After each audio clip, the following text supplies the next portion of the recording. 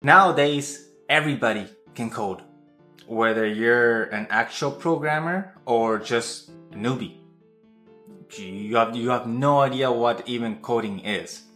Like me, I created a completely clone of Arc. It's not 100% a clone of Arc. And I will make this app open source, and I will continue updating it as well.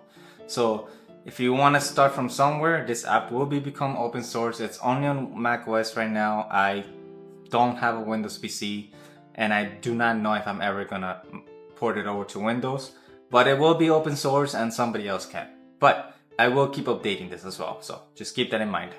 Let's go ahead and show you what iBrowsey, which is what I called it, looks like and what it can do. So this is the main home screen, as you can see on top here. So when you first open the app, this is what it looks like. Right now it's AI powered, it has AI ad blocker. So this right here, the AI ad blocker, is pretty much an AI blocker that I integrated into the browser itself. And my main focus for that blocker was to block YouTube ads without needing YouTube Premium or an extension like you usually do on Google Chrome or something like that. So this will block all YouTube ads. I will show you that.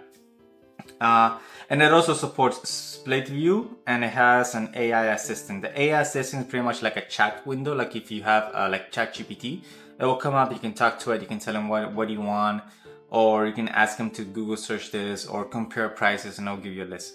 Just give me an example. So on the left side, you can also have the pretty much all the browsing section of the app. You have your bookmarks, downloads, your history, and then over here is the tabs, which we don't have enough tabs at the moment. And later on, once you open a tab, you can also right click it and pin a tab as well. So for the time being, we're just gonna go to Steam, just so you can see. So this is the browser working as you can see right here. If you hover above the tab, it will show you a little preview of what's on the page. It's a little buggy right now, but as you can tell right now, it's a little buggy. It looks a little buggy, but it works. I haven't really focused so much on it to make it work how I wanted it to work or look how I want it to look, but it's working. So if you right click it as well, you can go ahead and pin the tab, and there you go. Your tab is pinned, and you can just go ahead and open another tab if you like to, or go back to your pinned tab.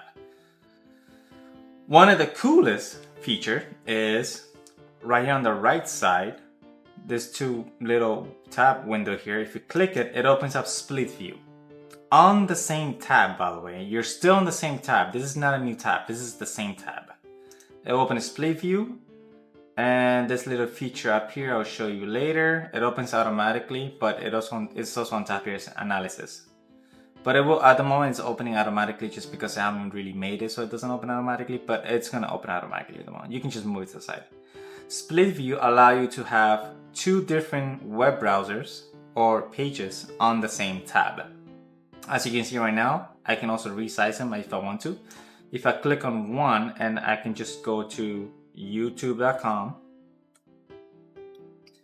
that right side, it's gonna have YouTube, while the left side still has Steam, and I can just resize it as I want. I can have YouTube playing on the right side and then go on the left side and do whatever I want.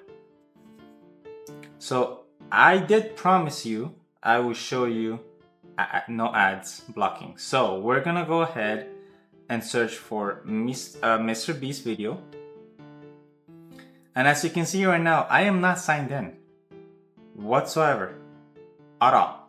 So without signing in, I'm gonna click on a video, random video, and then you're gonna see that automatically the ads are gonna try to show up, but the blocker is gonna start blocking them. As you can see right now, it just right now.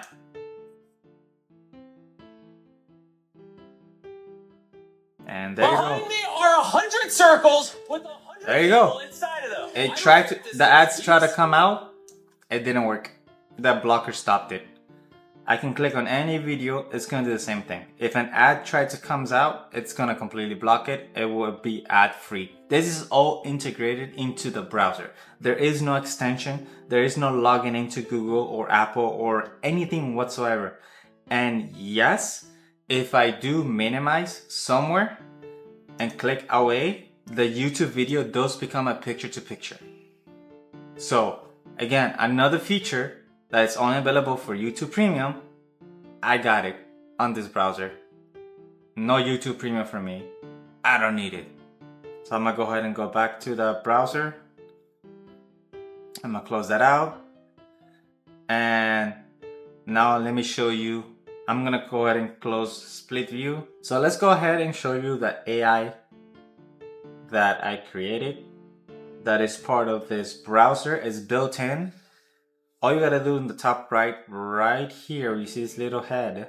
Just click on it and the AI will show up. And it does talk to you. It does give you welcome codes. And if you spend a while not typing, it will get tired of waiting for you and it will just give you another code as to why you're taking so long. It is what it is. As you can see right now, it's just like a regular ChatGPT. So I can make it do whatever I want. For example, I can go YouTube search Mr. Beast. It should, there you go, it's taking me to a Mr. Beast search in YouTube. It does everything that you want and I can just make it do anything else. Google search Walmart PS5 Pro. It will Google search for Walmart PS5 Pro. It's your own assistant. It's fully integrated into the browser. So there, anything that you wanted it to do, just ask it. It will do it. So yeah. This is the browser.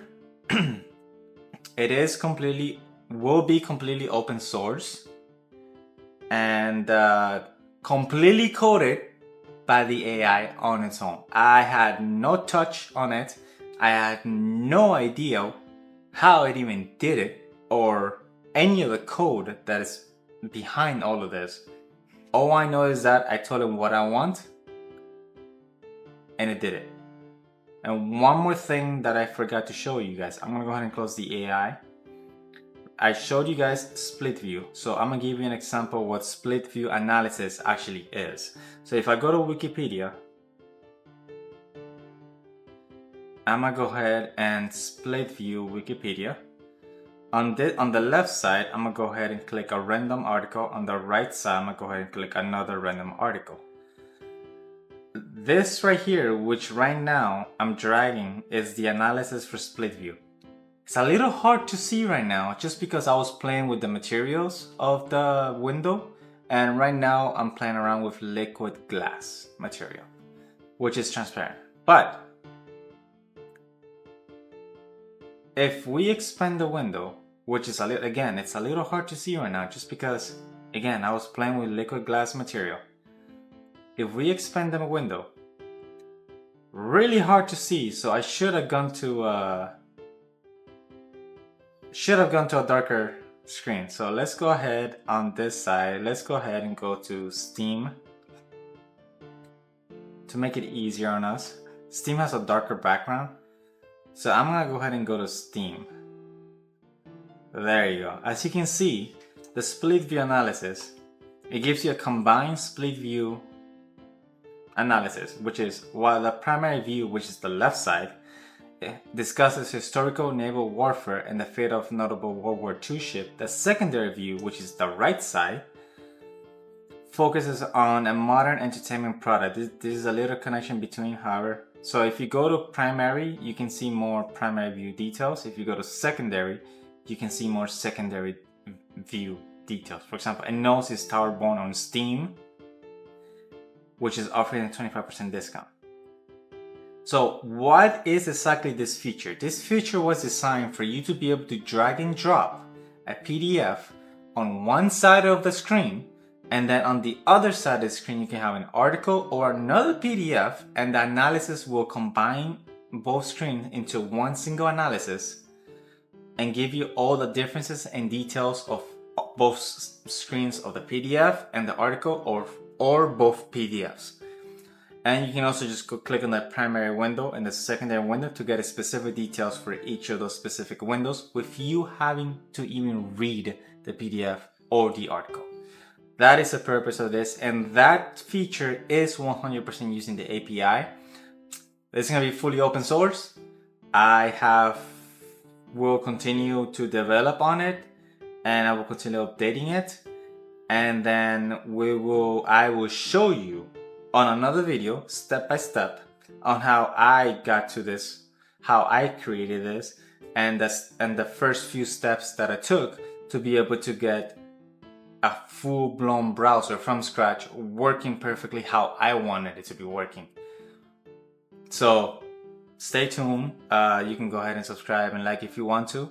It's not needed. But if you want to see the video how I created this or go step by step on creating a similar app, you might want to keep an eye on the channel. But yeah, that's it for today, and see you next time.